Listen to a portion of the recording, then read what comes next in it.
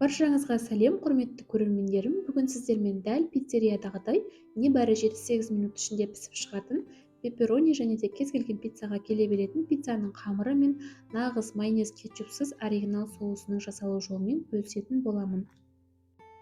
175 грамм жылы суымызға 1 шай қасық ашытқы және де 1 шай қасық қант қосып араластырып, кішкене көтерілгенше бетін жауып қоямыз.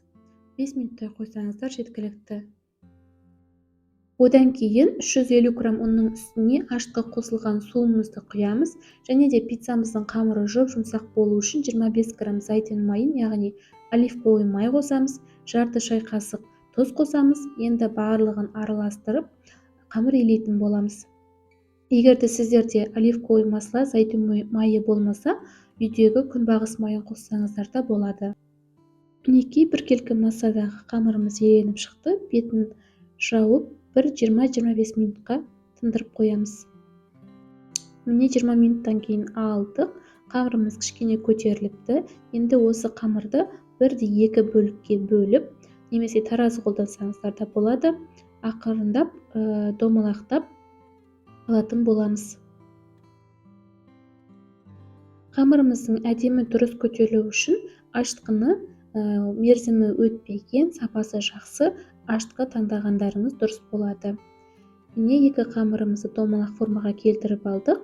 Бетіне екеуінің бір қасықтан зәйтүн майынан құйып, сонда жұмсақ болып, майда болып қамырымыз көтеріліп шығады.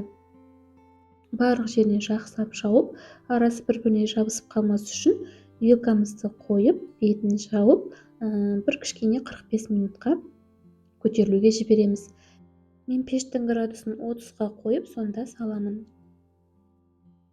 Енді біз пиццамыздың соусын жасау үшін мен осындай кішірек 3 помидордың ортасынан 2 бөлікке бөліп, сыртындағы қабығынан ажыратып алатын боламын. Сіздерде помидорларыңыз үлкен болса, екеуін қоссаңыздар да болады. Енді қайнап тұрған ыстық суымызды помидорымыздың бетіне құйып, сыртындағы қабығы кішкене жібігенше 5-6 минут қойып қоямыз. Пиццамыздың соусы үшін міндетті түрде осындай чеснок керек болады. 2 тал чеснокты алып, үкіштің көмегімен осылай ұсақтап өткізіп аламыз. Мінекей ыстық суға салғаннан кейін міне қабығы тез алынып жатыр. Қабығы бізге керек емес. Ішіндегі бөлігін қазір біз блендердің көмегімен помидорымызды сұйық массаға келтіріп алатын боламыз. Құрметті менің көрерменім, егер де сіз менің каналымда бірінші рет болып отырсаңыз, подписаться етіп, лайк басуды ұмытпаңыз. Мінекей помидорларымыздың түбіндегі қатты жерін алып тастап, бірнеше бөлікке бөліп, осылай езгілеп сұйық массаға келтіріп аламыз.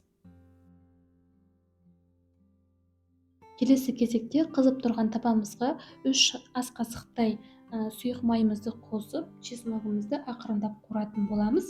Оттың астын ақырындау қойыңыздар, күйіп кететін болса, пиццаның дәмін бұзып жібереді. Енді осы чесногымыздың үстіне осы пиццаның соусын дәмін келтіретін ерекше орегано деген дәмдеуішпен біз салып қуырамыз. Бұл дәмдеуішті кез келген дүкеннен таба аласыздар. Мінекей 1 шай қасықтай қосып, осы дәмдеуіш күйіп кетпес үшін тез араластырып отырасыздар. Енді үстіне жаңағы сұйық массадағы помидорымызды құятын боламыз.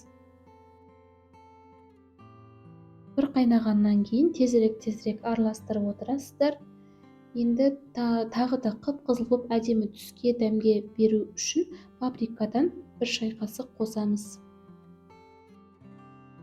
Осындай баяу отта 30 секундтай ұстасаңыздар, біздің ерекше пиццаның нағыз оригинал соусы дайын болады. Соңынан жарты шай қасыққа жетер-жетпес тұз саламыз. Осымен біздің соусымыз дайын, достар.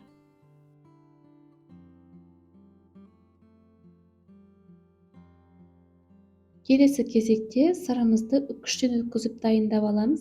Менде жалпы 300 граммнан астам сыр бар мына жерде. Моцарелла сыры, нағыз пиццаның сыры, моцарелла сыры ғой енді. Содан кішкене қосыңыздар 150 граммдай. Ол қымбат болғандықтан қасына мен осындай кез келген дүкендегі жақсы еритін қатты сырдан қосатын боламын. Мінекей қамырымыз көтеріліпті. Енді осы қамырымыздың екеуін де домалақ формаға келтіріп аламыз. Біреуінің бетін жауып қоя тұрамын да екіншісін алып пиццамыздың қамырын дайындаймын. Осылай қолымыздың көмегімен ақырындап шет-шетін жайып аламын да қалған бөлігін жіңішкертіп оқтаудың көмегімен жаямын. Достар, менімен бірге видеоның соңына дейін қараңыздар дегім келеді. Видеода мен нағыз пиццериядағыдай пиццаны пісірудің барлық қыр-сырымен сіздермен бөлісетін боламын.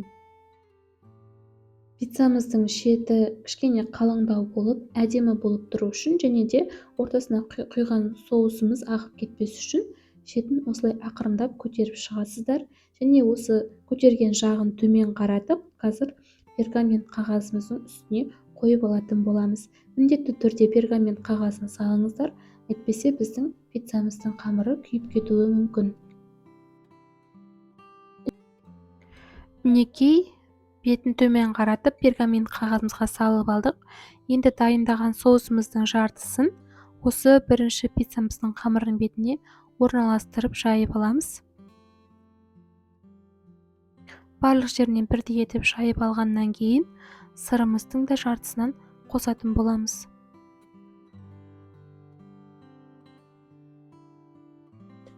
Құрметті көрермендерім, менің каналым жаңадан ашылғандықтан барынша қолдау білдірулеріңізді сұраймын.